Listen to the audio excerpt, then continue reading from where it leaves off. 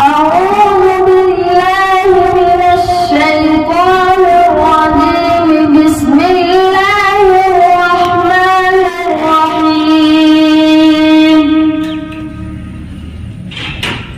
يا أيها الذين آمنوا إذا نودي للصلاة من يوم الجمعة